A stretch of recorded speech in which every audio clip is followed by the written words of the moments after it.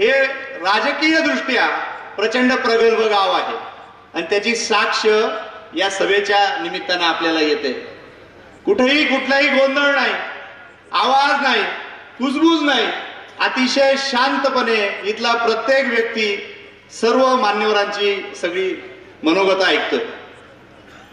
आज मालेगाव बाह्य विधानसभेच्या निवडणुकीला आपण सामोरे जात असताना, विकासाचा अजेंडा पुढे घेऊन जात असताना आणि आपल्या दादासाहेबांना प्रचंड मतांनी विजयी करून देण्यासाठी या सभा सुरू असताना आम्ही आधी ठरवलं पाहिजे की आम्हाला मतदान कशासाठी करायचं आहे.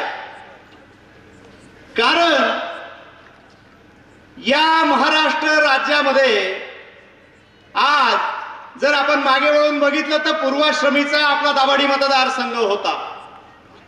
कोणतीही राजकीय पार्श्वभूमी नसताना या दाभाडी मतदारसंघामधून भाऊसाहेब विरे निवडून गेले आणि मालेगावचं नाव हे महाराष्ट्राच्या राजकीय पटलावर यायला लागलं.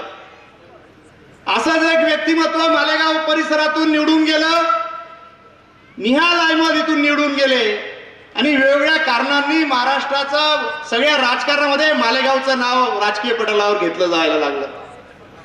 त्यानंतर एक मोठा काळ गेला.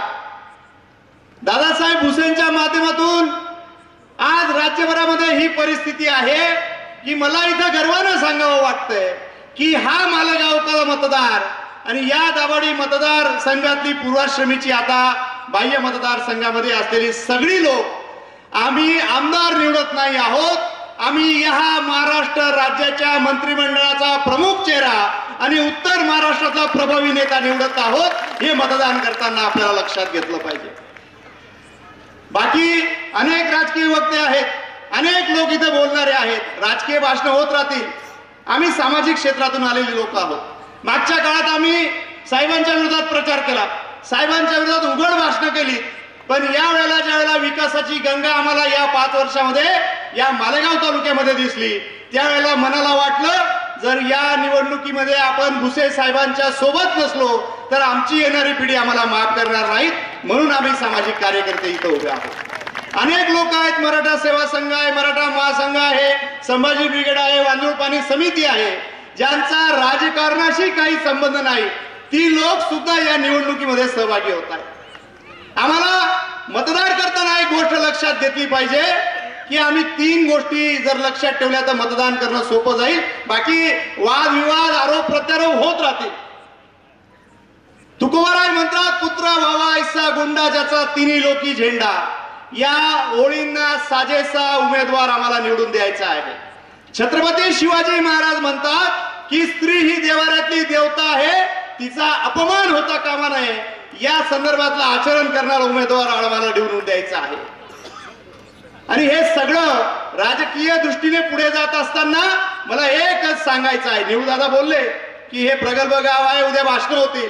मला एकच सांगायचं आहे, या प्रमुख उमेदवारांमध्ये 2 चेहरे आहेत की आदरणीय काकासाहेब आणि आदरणीय आबासाहेब.